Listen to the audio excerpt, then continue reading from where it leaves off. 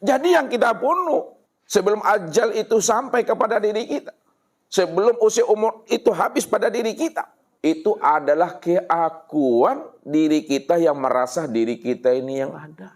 Yang merasa hak milik itu Bapak Ibu. Yang merasa melihat dan mendengar itu yang dibunuh. Yang merasa berkata, yang merasa mengetahui berkuasa, berkehendak dan hidup itu yang mesti dibunuh. Itu yang disebut namanya keakuan diri. Karena keakuan diri itulah yang dikatakan ujuduka zambun. Adanya keakuan dirimu itu adalah dosa. Kalau kita tidak bunuh akan keakuan diri kita ini, berapapun usia dan umur kita yang Allah titipkan kepada diri kita, sampai habisnya usia umur kita meninggalkan alam dunia, pada saat ruh itu melepaskan akan cangkangnya, kita tetap berada dalam keadaan zulumat. Kita tetap dalam keadaan tersesat. 50 tahun, 60 tahun, 70 tahun. Sampai habisnya usia umur kita, kita tetap dalam keadaan berdosa.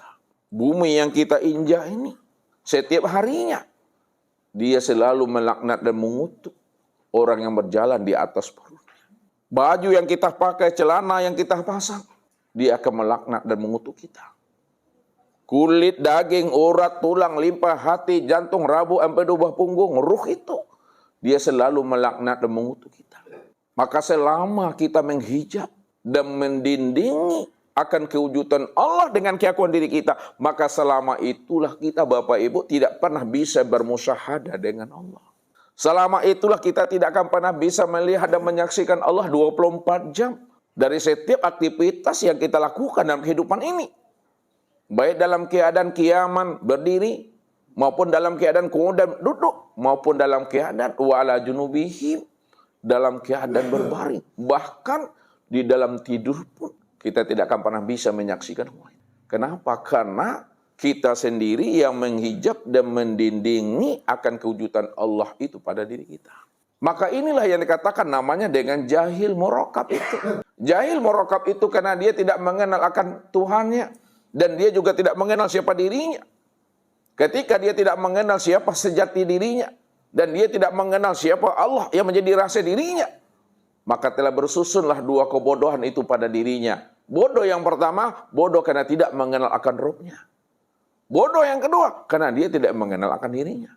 Makanya Allah selalu mengajak kita berpikir, merenung, bertafakur sebagai orang yang ulul albab. Apa kata Allah? Awalam yatafakkaru fi anfusihim balil insanu ala nafsihi basira. Kenapa kamu tidak pergunakan akal pikirmu dan rohanimu? Kenapa kamu tidak mau memikirkan siapa dirimu, dari mana dirimu diciptakan? Tentunya sebagai seorang yang memiliki kecerdasan rohani dan akal fikir, yang dikatakan sebagai ulil albab, dia mampu ikra dan menyentar serta menyilau ke dalam dirinya ini, man ana, siapa aku? Bahwa kita ini diciptakan dan dijadikan Allah dari setetes air. Maka itu yang mesti kita pahami. Falyanzuril insanu mimma khuliqa mimma indafik yakhruju min baini sulbi wat tara'ib. Kenapa kamu tidak mau memperhatikan dirimu, kata Allah? Padahal dirimu itu aku jadikan, aku ciptakan dari setetes air yang terpancar dari ayah dan ibumu. Itu yang dikatakan sulbi wat tara'ib. Dari setetes air itu dia menjadi darah. Lalu darah itu berkembang, bertajali, dia berganti bentuk dan rupanya menjadi sekumpal daging. Sekumpal daging lalu berbentuk lagi tulang belulang. Tulang belulang lagi dibungkus kembali dengan daging. Fatabarakallahu ahsanul khaliqin. Lalu aku ciptakan, aku jadikan dirimu itu sebaik-baik kejadian, kata Allah. Tapi apa kata Allah? Fa'iza wa khasimu mubin. Mereka betul-betul menantang akan diri aku, kata Allah. Makanya orang yang tidak mau memahami dan memikirkan asal-usul ciptaan akan dirinya, ketika itu tanpa dia sadari, dia telah menantang Allah terang-terangan di hadapan Tuhannya. Padahal dirinya itu dari tidak ada lalu menjadi ada. Dan dia satu saat akan kembali kepada tiada. Dia tidak mampu menyilau dan menyenterahkan itu. Maka orang yang demikian itu, kata Allah, ulaika kal an'am bal hum adall. Ulaika humul ghafilun.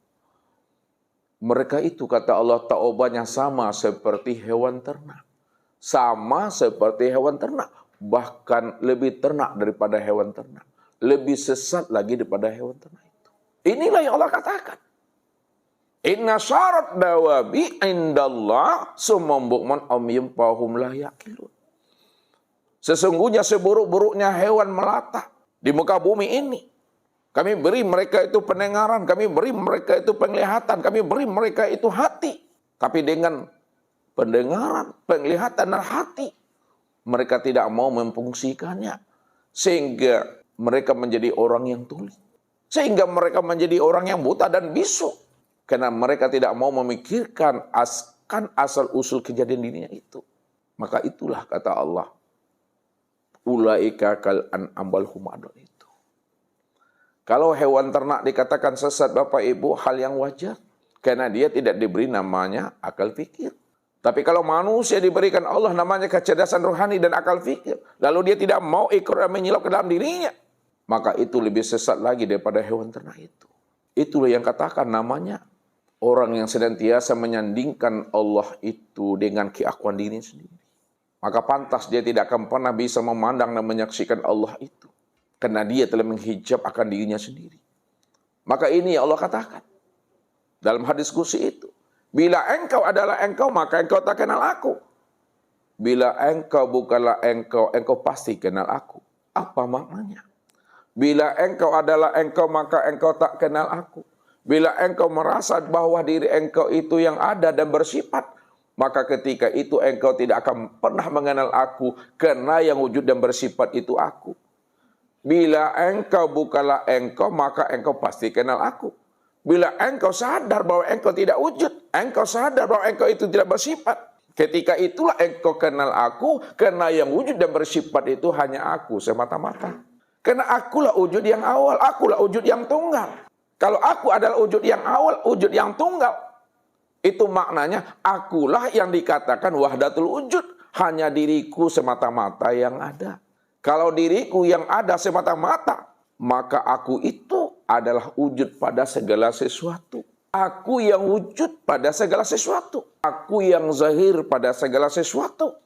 Kalau aku yang wujud dan zahir pada segala sesuatu, maka segala sesuatu, segala yang wujud, itulah nyatanya aku.